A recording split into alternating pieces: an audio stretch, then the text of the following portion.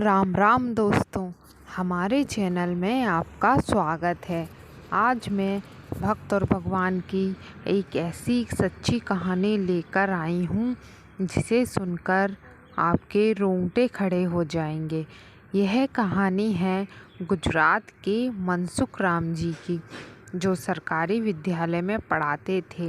वह नास्तिक थे, भगवान पर ज़्यादा विश्वास नहीं किया करते थे, या ये कहें कि वो भगवान को बिल्कुल मानते ही नहीं थे। लेकिन उनकी पत्नी पूजन बाई उतनी ही सच्ची भक्ति भाव के साथ भगवान का पूजा पाठ किया करती थी।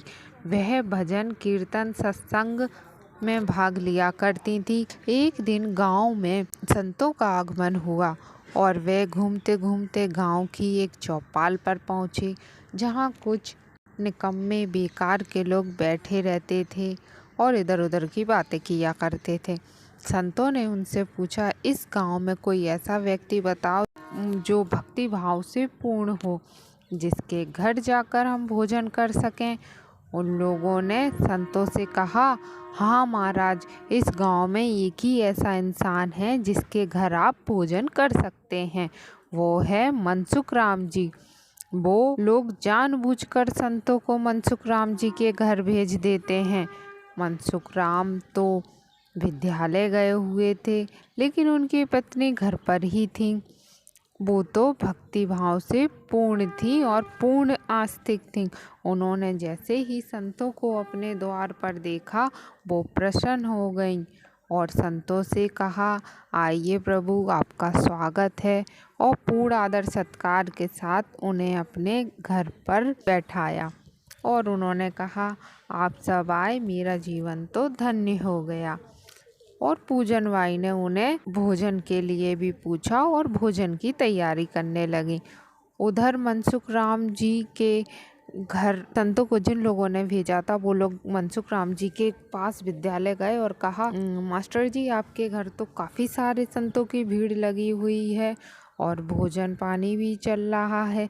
आप यहाँ पढ़ा रहे हो और आपके घर में संतों की भीड़ लगी है। ये सुनकर मास्टर जी तुरंत अपने घर जाते हैं और देखते हैं कि सच में वहाँ संतों की भीड़ लगी है, भजन कीर्तन चल रहा है और भोजन चल रहा है। इसी समय मनसुख राम के हाथ का स्पर्श किसी संत से हो जाता है और उसके अंदर अचानक ही भक्ति का भाव संचार होता है। उसी समय से उनके विचार बदल जाते हैं। उन्हें आध्यात्मिक ज्ञान की अनुभूति होने लगती है और कुछ ही दिनों में उनके अंदर इतना बदलाव आ जाता है कि वह जनवाई से कहते हैं, मुझे ठाकुर जी के दर्शन के लिए जाना है।